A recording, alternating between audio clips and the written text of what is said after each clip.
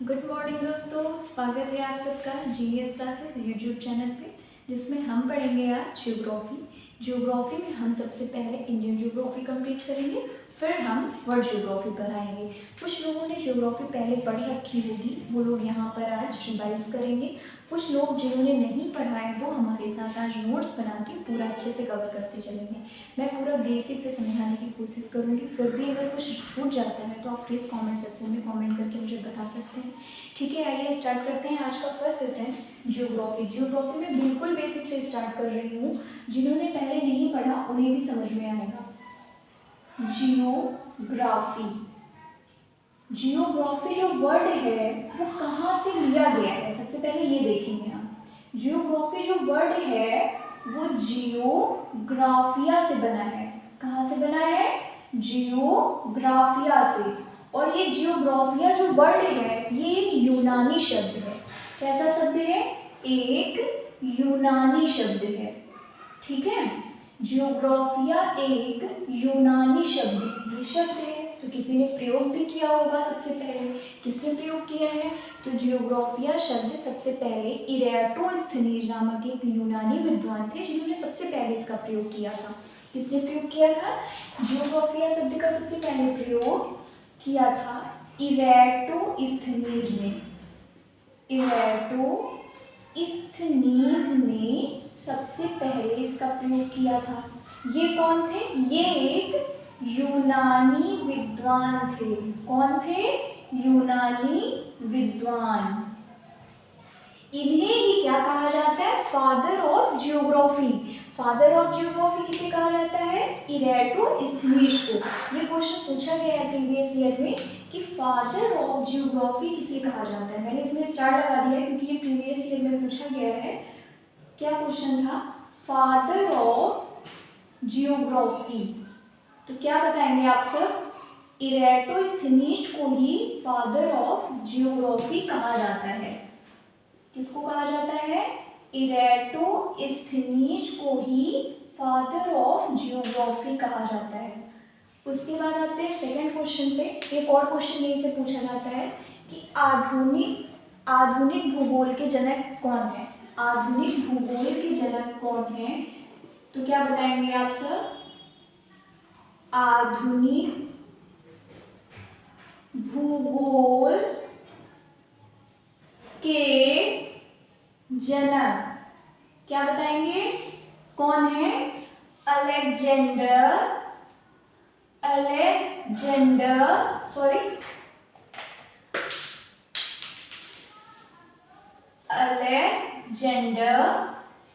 Von Humboldt. कौन है? Alexander von Humboldt. अगर पूछ लिया जाए आपसे कि आधुनिक भूगोल के जनक कौन है? Alexander von Humboldt. Father of geography Eratosthenes. Geography word किससे मिलकर बना है? जियोग्राफिया से, जो कि एक यूनानी शब्द है।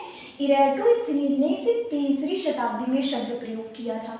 जो आज हम सब्जेक्ट पढ़ पा रहे हैं जियोग्राफी, ये इसकी मान्यता स्वतंत्र विषय के रूप में इसको मान्यता प्राप्त हुई 19वीं शताब्दी में। कब प्राप्त हुई? 19वीं शताब्दी में। ये एग्जाम में नहीं पूछा जाता लेकिन जानकारी के लिए बता रही हूँ। उसके बाद आते हैं क्या? ग्लोब सुना होगा। ग्लोब क्या है? ग्लोब में क्या बताया जाता है कि ऐसे पृथ्वी को देखना आसान नहीं है। पूरी पृथ्वी को ग्लोब पर हमने सारी चीज़ें दर्शाई हैं। सारे देश की स्थिति, महासागर, सागर, सभी चीज़ें दर्शाई गई हैं। उसमें इसलिए दर्शाया गया है कि हम अच्छे से समझ सके, पहचान सके कौन सी स्थिति किस जगह पर है, कौन सा देश किस जगह पर स्थित है, सारी चीज़ें। इसलिए ग्लोब के बारे में बहुत से लोग हो सकता है ना जानते हों, या जिन्होंने पहले पढ़ रखा हो वो जानते भी होंगे। ग्लोब क्या है? अगर पूछ लिया जाए ग्लोब क्या है तो क्या बताएंगे? Model of earth. क्या बताएंगे? मॉडल ऑफ अर्थ मतलब पृथ्वी का प्रारूप। एक तरह से ग्लोब को पृथ्वी ही मान ली गई है। एक तरह से क्या मान लिया गया है? पृथ्वी ही मान ली गई है। पृथ्वी का प्रारूप ही क्या कहलाता है? ग्लोब कहलाता है। अब ग्लोब तो हमने पढ़ लिया, पर ग्लोब किसी ने बनाया होगा ना पहले। किसने निर्माण किया है ग्लोब का? तो किसने किया है? ग्लोब के निर्माता कौन है? अगर पूछा जाए ग्लोब के निर्माता कौन है तो क्या बताएंगे आप सब? ग्लोब के निर्माता हैं मार्टिन। कौन है? Martin Behaim. कौन है? मार्टिन बेहम है ग्लोब के निर्माता। ठीक है, समझ में आ गया? ग्लोब अगर पूछा जाए ग्लोब क्या है तो आप बताएंगे मॉडल ऑफ अर्थ, पृथ्वी का प्रारूप जो है वही ग्लोब कहलाता है। और ग्लोब का निर्माता कौन है? Martin Behaim. ये सारी चीजें समझ में आ गई? Father of geography, modern geography के जनरल, ग्लोब, निर्माता उनके, ये सारी चीजें हम समझ गए अच्छे से। अब हम यहाँ पर हमने सबसे पहले आपको बताया था कि हम फर्स्ट सेशन में सबसे पहले इंडियन ज्योग्राफी कंप्लीट करेंगे, उसके बाद हम वर्ल्ड ज्योग्राफी पर आएंगे। तो इंडियन ज्योग्राफी में पढ़ने से पहले हमको ये जानना बहुत ज़रूरी होगा कि जो वर्ल्ड में हमारा जो भारत है उसकी स्थिति किस जगह पर है ना? ये जानना बहुत ज़रूरी है, क्योंकि हम अगर किसी के घर नहीं जानते हैं, अगर उसके घर जाएंगे, पता पूछेंगे कि कहाँ पर उसका घर है, सबसे पहले अगर अदर स्टेट का है तो उसका स्टेट जानेंगे, फिर जिला जानेंगे, फिर किस शहर में है वो जानेंगे, फिर उसकी गली मोहल्ला सब पता करके तभी तो जाएंगे। तो इसलिए सबसे पहले भारत को पढ़ने के लिए भारत की स्थिति जानना बहुत ज़रूरी है कि वो वर्ल्ड में उसकी स्थिति किस जगह पर है। उसको जानने के लिए थोड़ी सी एक छोटी सी चीज़ बता रहे हैं आपको। मान लीजिए ये क्या है? ये है आपकी पृथ्वी। ठीक है, ये क्या है? ये है पृथ्वी। पृथ्वी पर कुछ काल्पनिक रेखाएं खींची गई हैं। वर्ड से रिलेट कीजिएगा थोड़ा। पृथ्वी पर कुछ काल्पनिक रेखाएं खींची गई, वास्तविक नहीं है, काल्पनिक रेखाएं। ठीक है, जो हमें ऐसे आप कहीं भी जाओगे घूमने कहीं भी, वो आपको इमेजिनरी लाइन है वो दिखेंगी नहीं, सिर्फ हमें समझने के लिए ग्लोब पर खींची गई है ताकि हम स्थितियों के बारे में अच्छे से जानकारी प्राप्त कर सकें। इसलिए कुछ इमेजिनरी लाइन खींची गई है। सबसे पहली एक इमेजिनरी लाइन है जो पृथ्वी को दो बराबर भागों में बांटती है।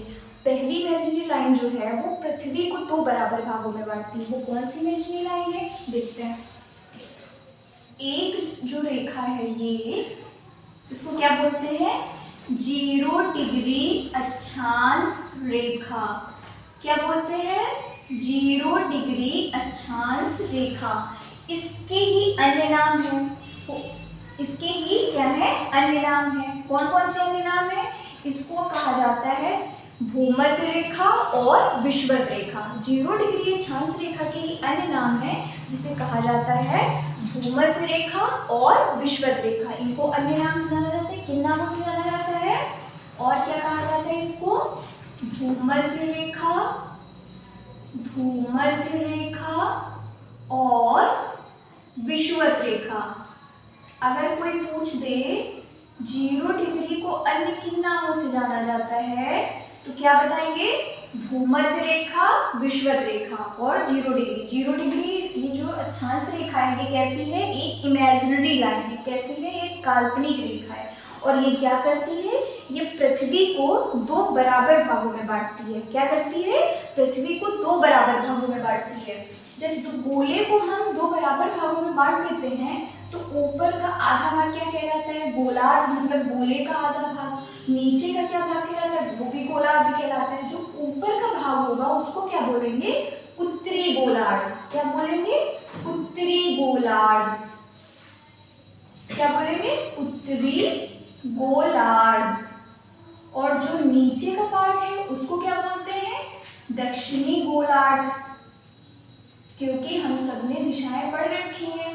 ऊपर क्या होता है? उत्तर, नीचे दक्षिण, इस तरफ पूर्व, इधर पश्चिम।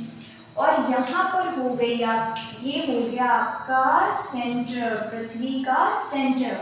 ठीक है, अब यहाँ से जाती है अक्षांश रेखाएं।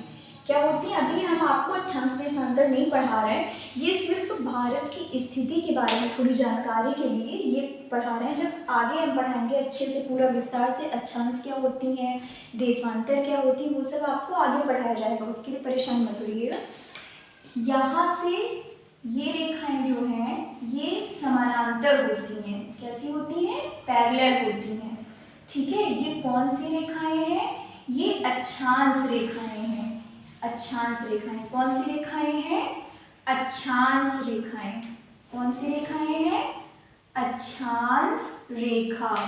इसको क्या बोलते हैं इंग्लिश में? लेटीट्यूड। क्या बोलते हैं? Latitude line. लेटीट्यूड लाइन, क्योंकि ये लेटी हुई है इसलिए इनको लेटीट्यूड लाइन से रिलेट कर लेंगे। अगर जिनको नहीं याद होता है इंग्लिश में या हिंदी में, कुछ लोगों के हिंदी में कंफ्यूजन होता है, तो वो लोग इंग्लिश में याद कर लेंगे। कैसे रिलेट करेंगे? लेटी हुई लाइनें लेटीट्यूड, और यहाँ ये 0 डिग्री, ये रेखा क्या कहलाती है आपकी? 0 डिग्री देशांतर। देशांतर क्या कहलाती है? 0 डिग्री देशांतर। ठीक है, इसको क्या बोलते हैं? इसको बोलते हैं लॉन्गिट्यूड। इसको क्या बोलते हैं? लॉन्गिट्यूड। इसको क्या बोलते हैं? Longitude line. ठीक है, इसको क्या बोलते हैं? Longitude line. ठीक है, लॉन्गिट्यूड लाइन कैसे समझेंगे? जो लंबी लंबी लाइनें होती हैं ऐसे, उनको बोलेंगे लॉन्गिट्यूड लाइन। अब आप याद रखेंगे, हमेशा कंफ्यूज नहीं होंगे कि अक्षांश रेखाएं कौन सी हैं और देशांतर रेखाएं कौन सी हैं। क्या बताएंगे? अक्षांश रेखाएं पूछा जाए तो लेटीट्यूड लाइनें, और देशांतर रेखा पूछी जाए तो लॉन्गिट्यूड लाइनें। जो उत्तर से दक्षिण को मिलाती हैं वो लॉन्गिट्यूड लाइनें। ठीक है, ये हो गया। अब यहाँ पर भारत किस जगह पर है ये समझेंगे हम, तो इस जगह पर बना लेते हैं इसको। ये रहा हमारा ग्लोब, कैसे नहीं बना, फिर से बनाते हैं। ये रहा हमारा ग्लोब। ये तो आप जानेंगे कि ये 2 पार्ट में जो डिवाइड कर रहा है 0 डिग्री अक्षांश रेखा, इसके अन्य नाम भी आप जानेंगे, भूमध्य रेखा और विषुवत रेखा। ठीक है, यहाँ से जा रही थी ये देशांतर रेखा। ये हो गया उत्तर, ये हो गया पूर्व। ठीक है, ये हो गया पूर्व। भारत की स्थिति किस जगह पर है? यहाँ पर भारत की जो हमारी स्थिति है वो यहाँ पर हमारा भारत है। किस जगह पर है? यहाँ पर है हमारा भारत। ये रहा अपना प्यारा भारत। ठीक है, समझने के लिए सही है, बहुत अच्छा नहीं बना है। ये रहा भारत। तो क्या बताएंगे अगर क्वेश्चन पूछा जाए? यहाँ से क्वेश्चन आता है, क्या आता है क्वेश्चन कि बताइए जो पृथ्वी पे भारत जो है वो किस गोलार्ध में है। अब मैंने सबसे पहले आपको बताया था ये जो डिवाइड कर रही है, तो ऊपर वाला पार्ट उत्तरी गोलार्ध, नीचे वाला जो पार्ट वो दक्षिणी गोलार्ध। तो भारत की स्थिति पूछी जाए तो भारत किस गोलार्ध में है, तो क्या बताएंगे? भारत किस गोलार्ध में है, तो क्या बताएंगे? उत्तर पूर्वी गोलार्ध में। किसमें है? उत्तर पूर्वी गोलार्ध में। ठीक है, उत्तर पूर्वी गोलार्ध में हमारा भारत स्थित है। ये देख रहे हैं आप, ये वाली लाइन है, उत्तर पूर्वी गोलार्ध में स्थित है। और यहीं पर एक क्वेश्चन और आता है, जोन, किस जोन में स्थित है भारत? ये हमने देख लिया गोलार्ध में स्थित है, किस जोन में स्थित है अगर पूछा जाए? जोन का मतलब कटिबंध में, किस कटिबंध में स्थित है पूछा जाए तो क्या बताएंगे? उस तब बताएंगे हम लोग कि भारत जो है, यहाँ पे समझते हैं भारत का मैप बना के कि किस जोन में है भारत जो है, वो किस जोन में है।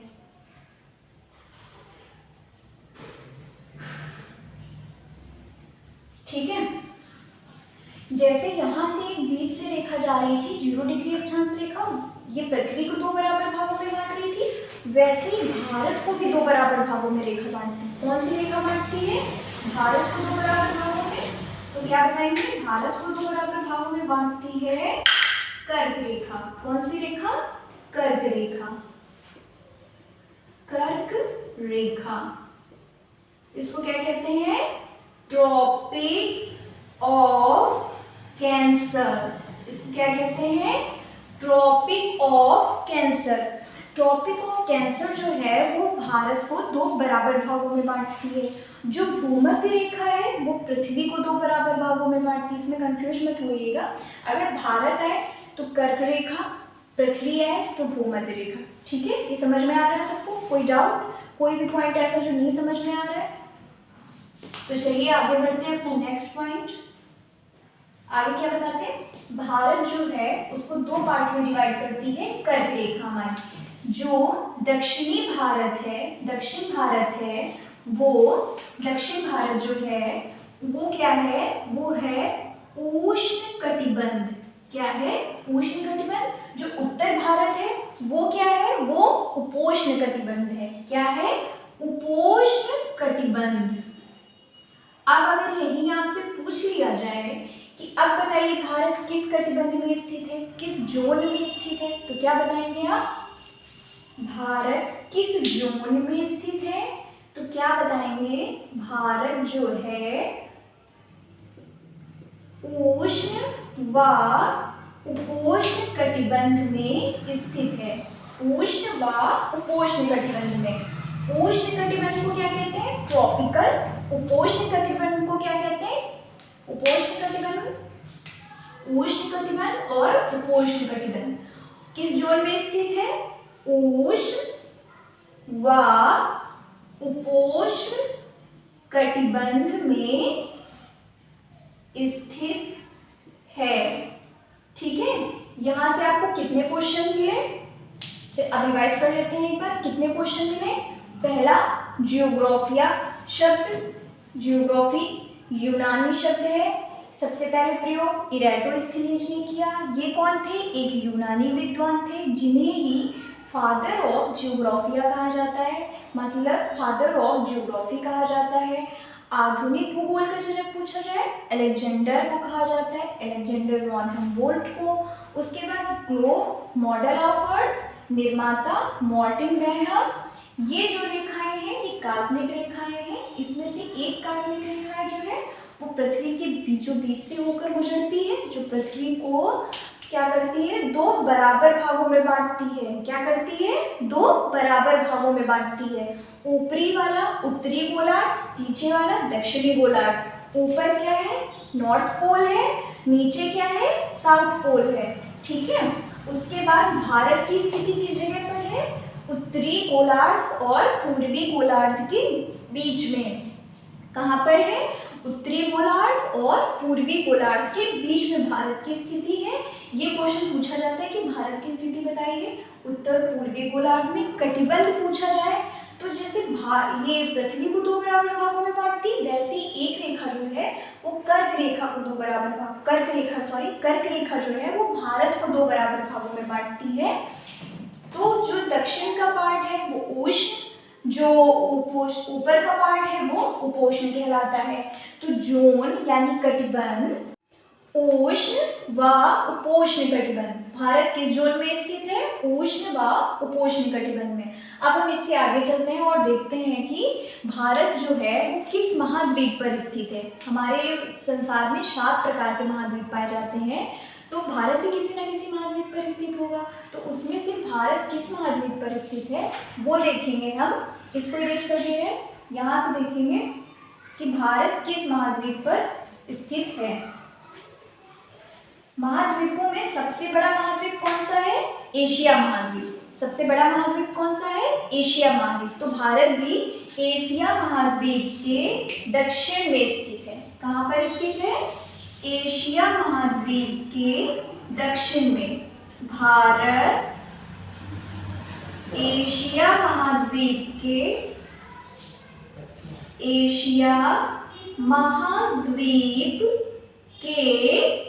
दक्षिण में स्थित है। दक्षिण में स्थित। ठीक है, पूछ लिया जाए अगर आपसे कि बताइए भारत जो है वो किस महाद्वीप पर है, तो भारत जो है वो एशिया महाद्वीप के दक्षिण में स्थित है। भारत जो है एशिया महाद्वीप के दक्षिण में स्थित है। भारत का क्षेत्रफल कितना है? भारत का क्षेत्रफल कितना है? Total area of India, total area of India, Bharat का क्षेत्रफल, भारत का क्षेत्रफल कितना है, कितना बताएंगे? भारत का क्षेत्रफल है 32,87,263 वर्ग किलोमीटर। क्या है? Square kilometre.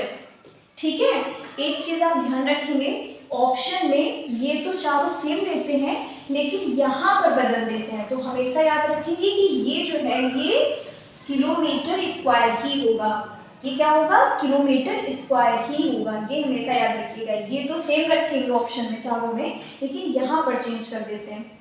उसके बाद विश्व में, विश्व का कितने प्रतिशत भूभाग पर भारत स्थित है, ये देख लेते हैं। विश्व के कितने प्रतिशत भूभाग पर भारत स्थित है? तो क्या बताएंगे? विश्व के 2.42% भूभाग पर भारत है। कितने परसेंट भाग पर? 2.24% पर भारत स्थित है। विश्व में कितने क्षेत्रफल पे भारत है? 2.42% पर। भारत का क्षेत्रफल पूछा जाए कितना है? 32,87,263 वर्ग किलोमीटर। ये जरूर याद रखिएगा, वर्ग किलोमीटर। भारत एशिया के दक्षिण में स्थित है, एशिया महाद्वीप के दक्षिण में स्थित है। भारत जो है वो तीन तरफ से जल से घिरा हुआ है, तीन तरफ से जल से घिरा हुआ है। महाद्वीप तो हमने पढ़ लिया, महासागर भी है, 5 महासागर है। महासागर की अगर स्थिति में पूछ दिया जाए तो यहीं पर देख लेते हैं। हिंद महासागर जो है, हिंद महासागर के शीर्ष पर, एशिया महाद्वीप के दक्षिण पर और हिंद महासागर के शीर्ष पर। ये यहाँ पर क्या है? तीन तरफ से क्या है? जल से घिरा हुआ है। तीन तरफ से क्या है? जल से घिरा हुआ है। ठीक है, यहाँ पर क्या है? यहाँ पर है हिंद महासागर। क्या है? हिंद महासागर। हिंद महासागर के शीर्ष पर और एशिया महाद्वीप के दक्षिण में और हिंद महासागर के शीर्ष पर। ये हमने देख लिया, भारत का क्षेत्रफल देख लिया, विश्व में भूभाग पे विस्तार देख लिया। अब हम देखेंगे कि भारत जो है वो क्षेत्रफल की दृष्टि से किस स्थान पर आता है। आप सबको पता होगा, बताइए आप सब, किस स्थान पर आता है? भारत जो है वो 7वें नंबर पर आता है। किस नंबर पर आता है? 7वें नंबर पर आता है। क्षेत्रफल की दृष्टि से एरिया वाइज जो भारत है वो 7वें प्लेस पर आता है। ठीक है, आप सब लोग रिवाइज करते रहेंगे साथ साथ में, तो क्लास में ही सारी चीजें तैयार होती रहेंगी। आप सबको अलग से पढ़ने की कोई जरूरत ही नहीं पड़ेगी। अब आते हैं कि भारत जो है वो एरिया वाइज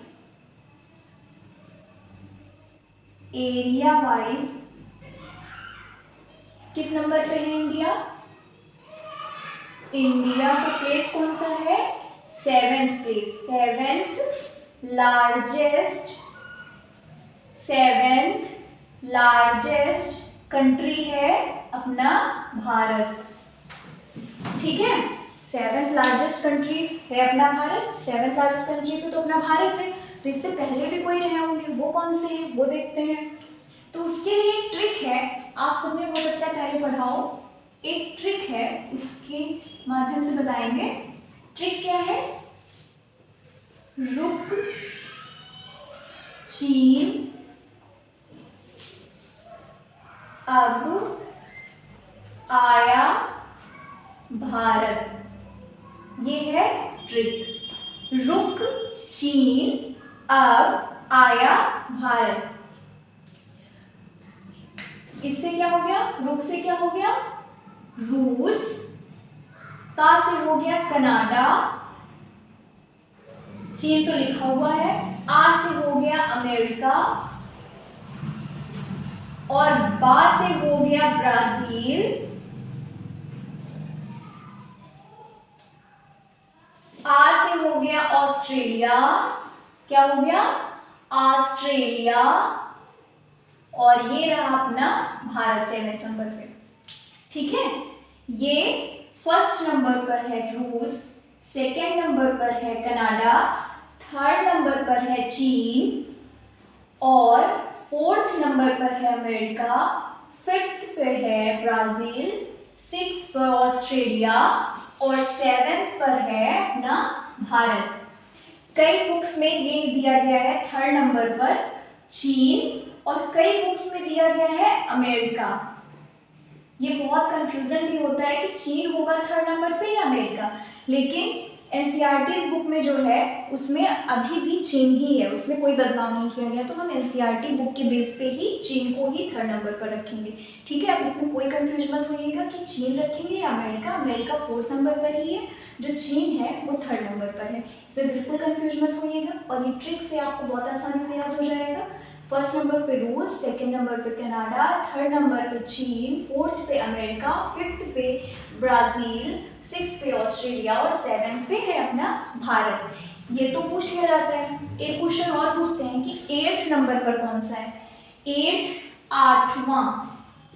8वां सबसे बड़ा देश कौन सा है। 8वां सबसे बड़ा देश, तो क्या बताएंगे अर्जेंटीना। 8वां सबसे बड़ा देश कौन सा है, क्या बताएंगे अर्जेंटीना। ठीक है, 8वां सबसे बड़ा देश कौन सा है अर्जेंटीना।